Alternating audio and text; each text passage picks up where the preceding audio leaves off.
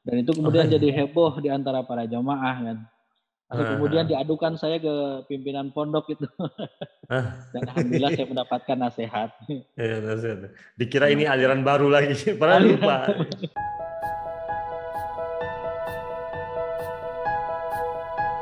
Bismillahirrahmanirrahim. Assalamualaikum warahmatullahi wabarakatuh.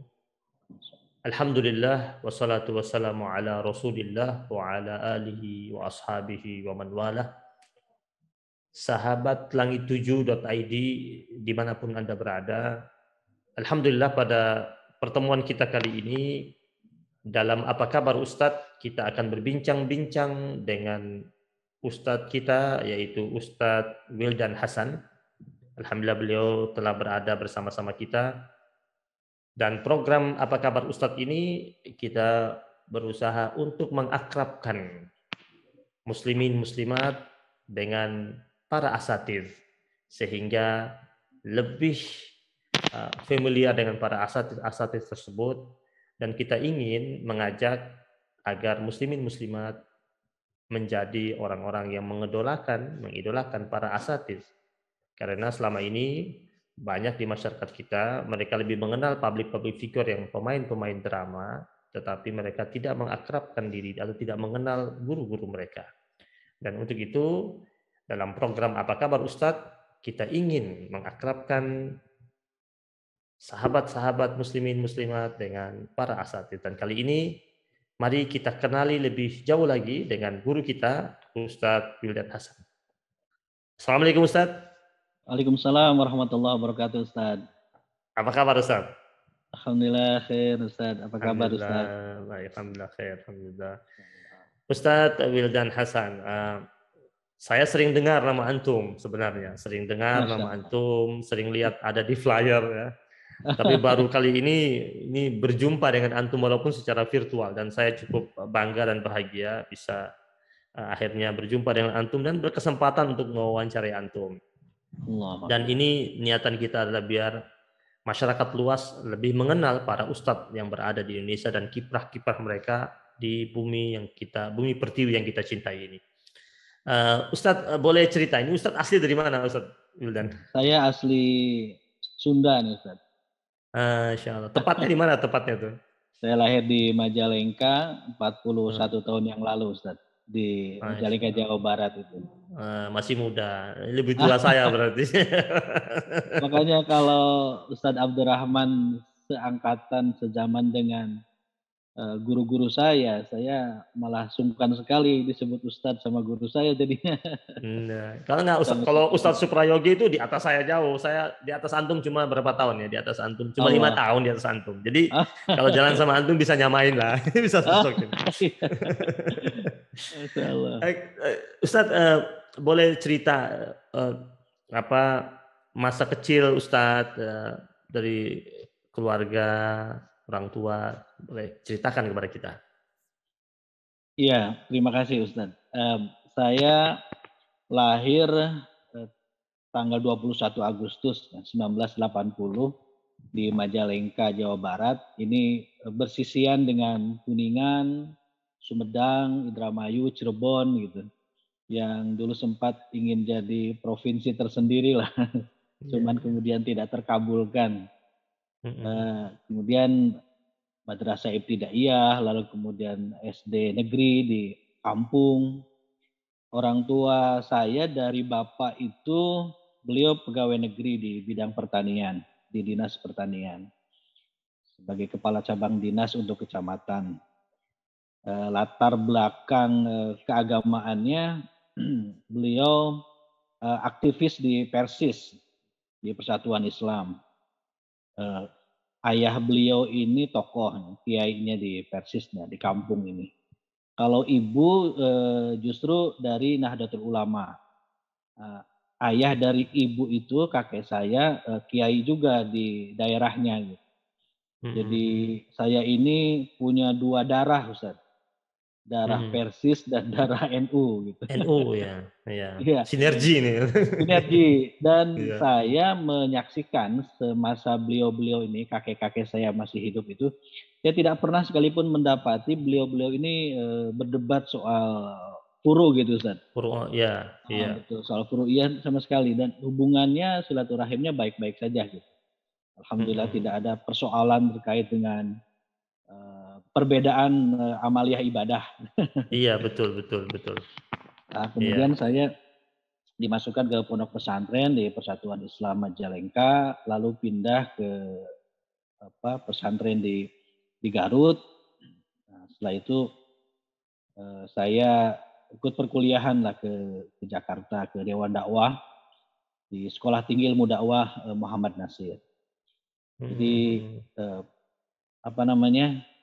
Saya hidup di beberapa kota sampai saat ini, sekitar Majalengka, Garut, dan Bekasi selama ini perjalanan kehidupan ini Ustaz. Sekarang menetap di Bekasi, Sekarang di Bekasi Ustaz, di daerah Tambun. daerah Tambun ya. Ya. Ustadz, berapa bersaudara Ustadz? Saya 5 bersaudara, ada kakak 1, adik 3, yang dari kakak sampai yang keempat ini laki-laki semua. Yang bungsu perempuan, jadi bodyguardnya banyak Ustaz. Si bungsu Iya, ini. aman ya, aman berarti. Jagain Aman banyak. ya. Jadi, kemudian Ustadz berarti SD-nya di Majalengka waktu kecil ya, Iya, SD-nya. betul. Setelah itu Lalu masuk pesantren di di pesantren Persatuan Islam di Majalengka, di berapa sanawiyahnya di tahun? sana, ya Hmm. 3 tahun di sana. Kemudian setelah 3 tahun itu di bawah bimbingan Kiai Ma'sum Nawawi, yang waktu itu kan kalau di Majalengka ormas terbesarnya PUI, Hmm. Persatuan Umat Islam Kiai Haji Abdul Halim. Hmm. Nah, kemudian pindah ke Garut untuk melanjutkan aliyahnya, pesantren Persatuan Islam juga. Saat itu di Hmm. bawah bimbingan Ustadz Kiai Haji Aceng Zakaria, yang sekarang Hmm. sebagai Ketua Umum Persis beliau ini. Hmm. Iya. Eh, ini selama di pesantren Ustaz, ini kan kita Ya, anak santri, sama-sama pernah nyantri lah. Kan pesantren tuh banyak cerita-cerita yang terkesan, ada cerita-cerita lucu. Boleh berbagi Ustaz. Ini kan untuk menggugah, ini kan sekarang orang kadang-kadang ya, suka berpikir berkali-kali masukin anaknya ke pesantren. Padahal pesantren tuh enak loh, nikmat loh, gembira sebenarnya itu. iya betul sekali. Iya. Jadi dulu itu kekhawatiran orang tua mungkin sampai sekarang dan selanjutnya adalah khawatir anaknya tidak betah gitu. Terkecuali memang anaknya sendiri yang menginginkan masuk ke pondok pesantren. Dulu kekhawatiran orang tua ya itu saja. Kalau sekarang kan kekhawatiran orang tua karena kita mafhum ada berbagai stigma lah ke pondok pesantren akhir-akhir ini. Jadi Iya. kekhawatirannya banyak, bukan hanya soal apa namanya betah apa nggak betah. Saat itu Hmm. tentu saja saya nggak begitu paham. Pokoknya nanti Will kamu masuk pesantren kata orang tua. Ya sudah ikut aja gitu. Memang awal-awal tidak betah, itu lumrah dialami semua santri baru gitu. Berapa Hmm. lagi ya mungkin tidak semua teman langsung akrab, adaptasi juga mungkin tidak langsung cair dengan senior, dengan kakak kelas dan sebagainya. Waktu itu ayah saya punya kendaraan satu-satunya, motor Vespa itu, Vespa lama sekali. Hmm. Jadi tiap kali di depan asrama, di depan Sakan itu kita dengar suara motor Vespa, saya langsung lari keluar Ustaz. Ya, Masya pokoknya Allah. anggapannya ini pasti bapak saya jenguk Vespa gitu. ayah ya. Ada motor Vespa, saya lagi lari keluar Hmm. asrama. Saking kangennya gitu, ingin Iya, iya. dijenguk dan sebagainya. Nah, Hmm. kalau di Persatuan Islam itu kan tidak langsung masuk sanawiyahnya. Jadi harus ada masa persiapan 1 tahun namanya tadhiziyah Ustaz. Jadi Hmm. saya otomatis di sanawiyah itu terbilang 4 tahun. Nah, Hmm. sanawiyahnya 3 tahun, persiapannya 1 tahun terlebih dahulu. Dan Hmm. serba-serbi hidup di pesantren sama-sama kita maklum juga sebenarnya sesuatu yang kalau dipikir-pikir ya itu indah gitu. Seperti apa namanya? Kalau mau mandi, kalau di pesantren saya, di pondok saya, kalau mau mandi itu kita dari sebelum subuh udah ngantri kan karena kamar mandinya terbatas. Mau Persis sama ngantri di tuh. mana. Sama juga. Jadi ngantrinya kita simpen gayungnya Ustaz. Iya, simpan gayung duluan. Persis Nah, itu simpan gayung duluan. nanti kita tidur lagi gitu. Bisa aja Iya. tiba-tiba kita pas mau mandi gayungnya entah udah di mana gitu. Ada yang pindahin. Ada yang pindahin. Tiba-tiba kok jadi di belakang gayung kita Iya, gitu. iya gayung ya. Lalu termasuk nyuci kan kita nggak terbiasa nyuci sebelumnya. Yang praktis adalah masukin ke ember, kasih air, lalu kasih deterjen. Kadang kita bisa sampai lupa berhari-hari si Bau sudah. jadi jadi bau akhirnya. Tapi ya namanya santri kita pakai aja pada Pakai aja. akhirnya. Belum kenal Iya. minyak wangi banyak-banyak lah saat itu. Iya, Nggak ada betul. setrikaan ya kita simpan aja di bawah kasur gitu. Ya Kasur ya. mudah-mudahan Iya. agak rapi Iya. sedikit. Agak rapi. Banyak serba-serbinya Ustaz. Iya. Kesan maksudnya ini apa? Kan selama berarti antum 4 tahun ya di pesantren. Ya di tingkat Terus sanawiyah. setelah itu habis 4 tahun di pesantren, lanjutinnya ke Ya, saya punya pengalaman yang di sanawiyah ini terkait dengan keterampilan ceramah itu, berdakwah itu.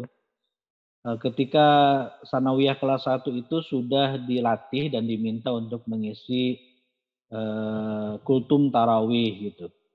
Dan kultum-kultum yang lain di pondok pesantren yang pada akhirnya terbawa ke kampung di masjid dibiasakan. Kalau mulai naik khutbah Jumat itu ketika saya kelas 1 aliyah. Kalau di pondok saya namanya kelas 1 muallimin. Nah, itu saya sudah belajar untuk khutbah Jumat. Sekaligus praktek khutbah Jumat mulai kelas 1 aliyah itu.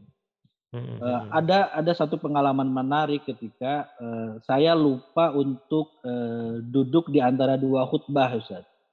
Jadi ketika khutbah Jumat itu di kampung, saya langsung saja mengakhiri khutbah itu tanpa ada duduk di antara dua khutbah. Dan itu kemudian jadi heboh di antara para jamaah kan. Lalu kemudian diadukan saya ke pimpinan pondok itu. Dan alhamdulillah saya mendapatkan nasihat. Ya, dikira ini aliran baru lagi, padahal lupa. Kan masyarakat suka begitu, suka cepat sensitif. Dikira ini bawa ajaran baru, padahal itu kan kena lupa. Iya.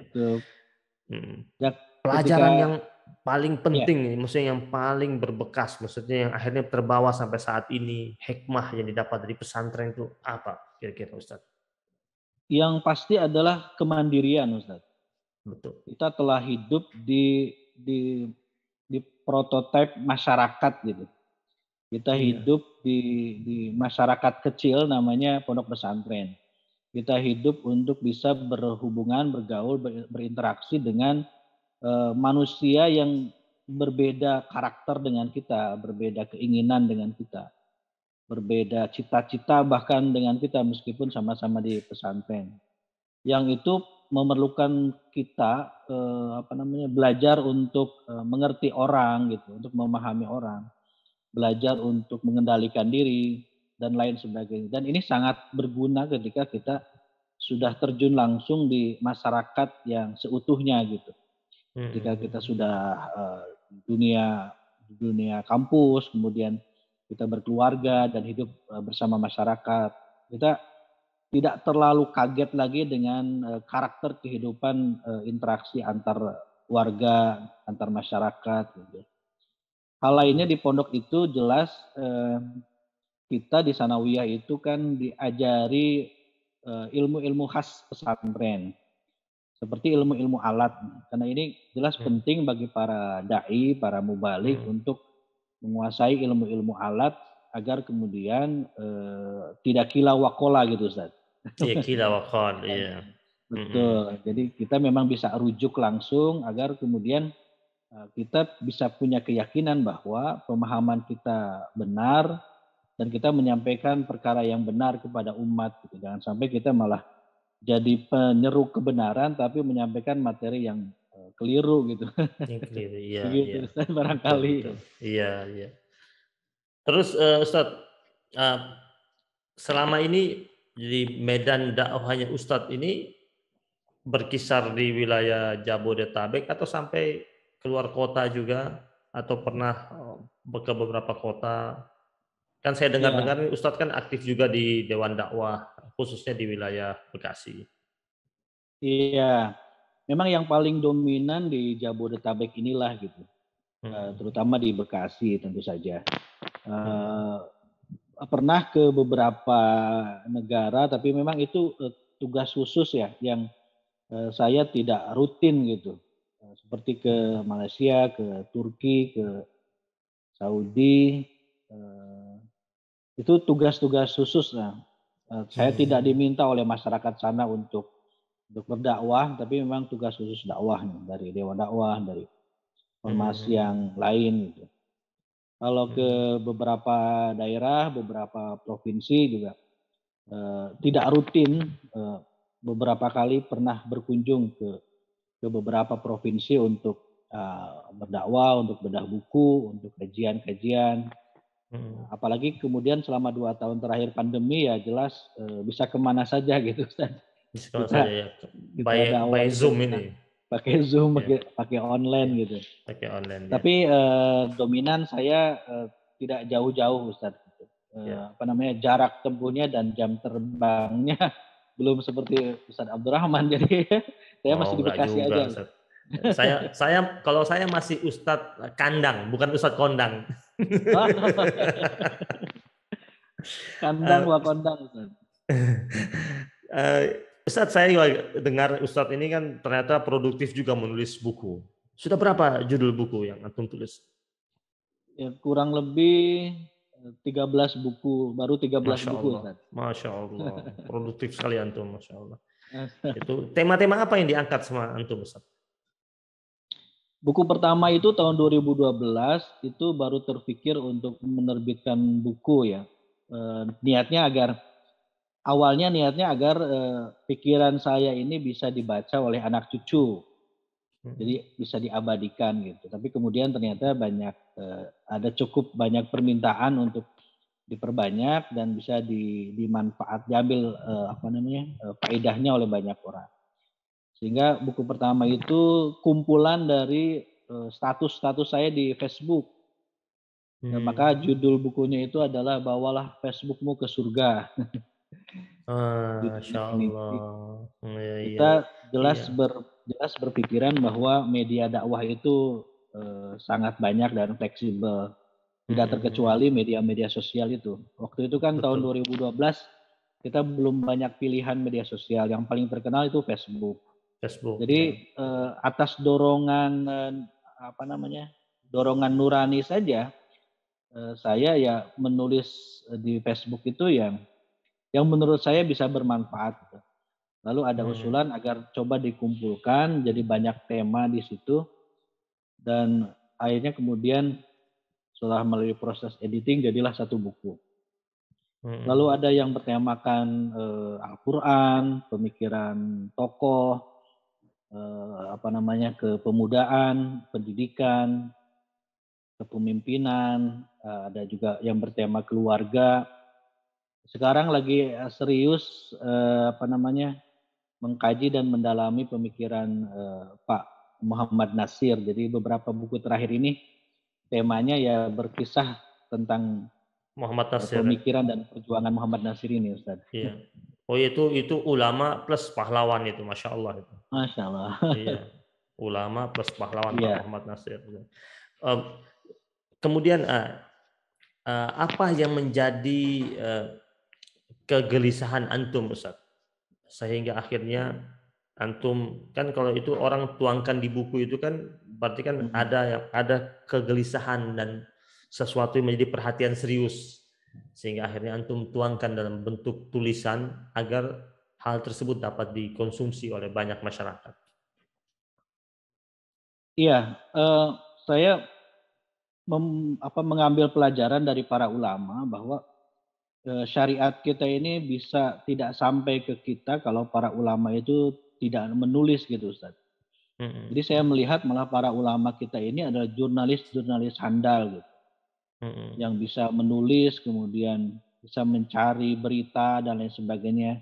Seperti para muhaddis itu kan jelas jurnalis-jurnalis handalnya luar biasa gitu. Saya kira untuk jurnalis di masa modern sekarang tidak ada yang seselektif, ya. Tidak ada yang barangkali sesoleh para para ulama muhaddis kita masa lampau gitu. Iya, iya. Mhm, Sehingga melahirkan ilmu khusus dengan ilmu mhm. riwayah dan diroyah hadis, ilmu Riwayat mustalah riwayah hadis. ya. Betul. Mhm, Nah, saya kira itulah yang kemudian menjadi kegelisahan saya. Kalau ilmu saya yang sederhana dan sedikit ini nggak ditulis, akan begitu saja terbawa mati gitu. Tapi kalau saya tulis, maka buku itu kan abadi. mhm, Buku itu sampai sekarang tidak bisa dikalahkan oleh internet, gitu. mhm. Oleh online, oleh Google. Buku itu kita baca buku di laptop atau di internet itu jelas tidak senikmat dan semudah kita baca buku fisiknya langsung gitu Ustaz. Iya, Nah, saya iya, kira beda betul. buku ini akan tetap diminati orang gitu, sehingga kita harus nulis. Kita akan dikenang sama orang dan Energinya pahala beda ya kalau baca langsung ya, beda energinya beda beda. sekali Ustaz. Saya Iya paling betul. males dan paling cepat, keringetan kalau baca di laptop itu Ustaz. Iya betul betul. Iya. Makanya kalau kita ingin, jariyahnya kan kalau kita ceramah paling didengar oleh sekian puluh orang, sekian ratus Mhm, orang gitu. Memang sekarang bisa lebih abadi lewat lewat YouTube, lewat media sosial. Tapi, berbeda dengan buku ini gitu. mhm, Buku ini bisa kita wariskan kepada generasi-generasi kita berikutnya gitu. mhm. Selain Sampai ada memang yang menyikapi mhm, ya, sampai ada yang mengatakan itu Ustaz, itu buku itu anak kandung abadinya para ulama itu. Masya Allah, betul. Iya, kalau anak Kalau kandung kita anak iya, kandung biologis kita kan meninggal, kita meninggal iya, mereka juga meninggal, tapi buku yang antum tulis itu antum meninggal, dia tetap iya, hidup betul, terus itu. Mhm, betul sekali. Kalau iya. sama istri saya dibilang buku itu istri kedua saya, Ustaz. Mmm, mmm. Karena Iya kalau iya iya. lagi tekun untuk apa namanya, menyusun materi gitu, tekun mengetik lain sebagainya, hampir panggilan istri itu nggak terdengar gitu, Ustaz. Mhm. Iya Memang iya. secara ilmu secara ilmu apa itu menurut Ibu siapa itu, Aisyah Dahlan, memang otak laki-laki itu tipis katanya. Jadi kalau Heeh. dipanggil sama istri baru panggilan kelima dia bisa nengok. Oh gitu ya? Heeh. Apalagi kalau sudah di depan laptop kita ngetik sambil berpikir, memang seperti nggak ini ya, seperti kita hidup sendirian aja Ustaz. Jadi Gitu. makanya kadang Mhm. suka dipanggilnya lewat cubitan aja biar sadar katanya. Iya. Nah ini bicara mengenai istri ini. Ini kenalannya gimana nih kenalannya? Nah ini menarik Ustaz, ini pertanyaan luar biasa ini. Jadi waktu sanawiyah itu saya sudah waktu MTS itu, sudah senang sekali baca, buku biografi tokoh gitu. Nah, salah satu yang saya baca ini ya salah seorang idola saya lah, Pak Muhammad Nasir ini. Itu saya baca buku beliau, karena senang baca sejarah dan biografi tokoh, saya mendapati di Indonesia ini banyak sekali tokoh asal, Minang gitu Ustaz, Mhm, asal Sumatera Barat gitu. Baik mhm, yang levelnya nasional maupun internasional. Saya mhm, penasaran, ini orang Minang ini darahnya apa gitu, kok banyak sekali melahirkan tokoh gitu. Akhirnya terbersit pikiran saya waktu sanawiyah tuh, mungkin mudah-mudahan anak saya nanti bisa punya darah, Minang gitu, Ustaz. mmm, Nah, sekalipun kan tidak jadi jaminan kemudian anak saya jadi tokoh-tokoh gitu, jadi ulama, mhm, mhm. sekalipun kita berharapnya demikian. Berharapnya doanya gitu ya? Heeh. Nah, doanya demikian. Mmm, Tapi itu lintasan saja, Ustaz, mhm, sementara saja. Nah, waktu saya kuliah di Sekolah Tinggi Ilmu Dakwah Muhammad Nasir itu, kita mahasiswa membuat, pesantren Ramadan di bulan Ramadan itu. Dan ternyata salah seorang, peserta, santriwatinya itu menarik perhatian saya, gitu. Lalu saya mmm, datengin ke orang tuanya, ternyata, asli Minang gitu, Ustaz. mmm, Orang Batu Sangkar, orang tuanya. Nah dari situ, saya merasa, langsung, terjadi semacam takliful qulub Oh. Ada keterikatan hati gitu. Iya. Nah, ya nggak lama kemudian saya, hitbah, saya nikah, kemudian saya teringat bahwa ini, cita-cita dulu saya waktu masih sanawiyah gitu. Jadi Allah kabulkan ternyata Ustaz. Masya Jadi Allah. saya ini kalau kata orang Sumatera Barat, saya ini sumando. Hmm. Jadi orang luar yang menikah dengan, orang Minang gitu Ustaz. Tapi Eh, saya belum dapat gelar ini datu apa gitu. belum ya. Nanti dapat gelar insya Allah. Kalau sudah sering-sering pulang ke Minang dapat gelar. Oh iya itulah makanya Iya, karena jarang Ustaz. jarang itu. Eh, Iya. anak berapa? Ustaz? Anak baru 3 Ustaz. Wah, Yang ini besar, berarti baru ini berarti inginnya banyak ya insya Allah ya. iya inginnya sih banyak Ustaz. Paling besar usia berapa? Paling besar ini kelas 1 aliyah di pondok Oh, udah pesantren besar. juga, Hmm. meneruskan jejak, saya lah di Majalengka. Yang Hmm. kedua di SDIT kelas 5, yang pertama yang terakhir nih si bungsu kelas 1 juga di SDIT yang sama Ustaz, di Hmm. wilayah Bekasi ini. Boleh Bekasi. Jadi sekarang yang dua ini di rumah ya, yang Yang satu 2 di di pesantren. rumah. Nah 2 rumah nih, jagoan semua jadi rame terus di rumah ini. Iya, Barusan sebelum anak kita laki mulai malah lagi main bola di dapur. main bola. Iya. Anak laki kalau masih kecil nakal biarin. Iya. Karena kalau dia kecil tidak nakal, dia di sini diam takutnya besarnya nakal. Jadi Oh gitu biarin ya. aja dia habis nakalnya masa kecil. Jadi kalau dia Betul sudah betul. besar udah jadi pendiam biasanya. Iya. Jadi masa kecil kurang bahagia nantinya tadinya. Eh, Ustadz, ini mau apa? Saya mau tanyakan juga mengenai kan ini dunia dakwah ini di zaman sekarang ini kan sudah masuk dunia digital. Iya. Ini bagaimana pandangan antum mengenai dunia dakwah di era sekarang ini? Iya betul Ustaz. Eee, poinnya adalah memang kita harus terlibat. Karena kalau tidak terlibat ya dakwah kita akan konvensional. Seperti terlibat apa yang kita praktekkan sekarang ini Ustaz. Kalau kita masih konvensional dari suro ke suro, dari masjid ke masjid, itu memang tetap harus kita lakukan. Tapi cara-cara seperti yang saat ini kita praktekkan harus ditempuh dan kita wajib terlibat. Ya meskipun teknologinya bukan kita yang buat gitu, kita masih, memanfaatkan teknologi buatan orang lain, tapi, eee, alat itu kan man behind the gun gitu, seperti Mhm. kata orang. Mhm, Gimana mhm. kita kita memakainya saja gitu. Mhm. Maka ini sebelum kita mampu mengambil alih, teknologi, sebelum kita bisa mentransformasi teknologi ini, alih teknologi, ya kita manfaatkan teknologi yang ada gitu. Seperti Mhm. Facebook, TikTok, media sosial lain gitu, Mhm. Instagram. Saya juga pernah ditanya gitu, "Gimana Ustaz dakwah di TikTok?" Ya lakukan gitu, bagus daripada isinya joget-joget semua gitu. Iya, iya. Ya Mhm. harus kita masuk di situ, masukkanlah materi-materi dakwah yang menyenangkan, materi dakwah yang menarik, yang unik, yang akan bisa disenangi oleh kalangan milenial, oleh Mhm. generasi-generasi remaja kita saat ini. Tentu Mhm. saja, kemasannya harus, pas dengan dunia mereka gitu, zaman mereka Mhm. agar bisa masuk. Kalau Mhm. ceramah seperti ceramah pada umumnya di TikTok, barangkali kurang menarik perhatian gitu. Mungkin ya Mhm. Mhm. bagaimana kreatifnya kawan-kawan di media untuk menghadirkan, eee, nilai-nilai Islam di dunia TikTok, di dunia sosial media. Mhm. Mhm. Jadi memang kita masuk ke era disrupsi saat ini, bahkan bukan lagi 4.0, kita mungkin udah 5.0. Yang era disrupsi ini kalau kita tidak berubah kita punah. Mhm. Maka kita harus bisa mengikuti perubahan itu, meskipun mungkin agak terseret-seret. Dan, Mhm. kita memang 2 tahun terakhir ini kan, dipaksa untuk segera beradaptasi dengan era ini. Mhm. Jadi, akhirnya Iya. kita, mudah-mudahan tidak gagap lagi gitu, meskipun baru sebatas pengguna itu, Ustaz. Iya. Kita baru sebatas pengguna ya tapi, ma la yudraku kulluh la yutraku kulluh lah.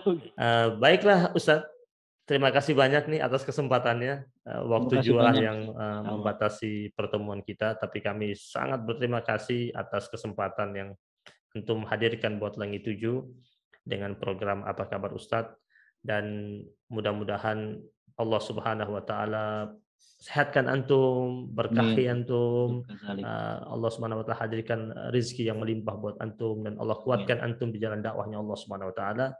Dan kita berharap mudah-mudahan kita tahun ini masuk Ramadan dengan penuh ketenangan, kedamaian, dan keberkahan, dan dapat melaksanakan rutinitas amaliyah Ramadan dengan sebaik-baiknya, dan Allah angkat wabah yang menimpa negeri kita nih Ustaz. Kita doakan mudah-mudahan Amin. Amin. kita Amin. normal kembali sebagaimana sedia kala. Amin. Ya Rabbal Baik, pemirsa langit7.id dimanapun Anda berada, demikian tadi wawancara kami, Apa Kabar Ustadz, dengan guru kita Al Ustadz Wildan Hasan, yang telah berbagi kisah dengan kita semuanya, dan ajakan dari Langit 7 agar kita mengambil sisi-sisi baik yang dikisahkan oleh para asatiz kita, para ustadz kita. Kita adalah siapa yang kita kenal, kita adalah siapa yang menjadi teman duduk kita. Dengan sering kita mendengar petua-petua dari para ustadz, lautan hikmah dari para asatiz, insya Allah kita akan berada pada lingkaran-lingkaran kebaikan. Terima kasih atas perhatiannya. Barakallahu fikum. Wassalamualaikum warahmatullahi wabarakatuh.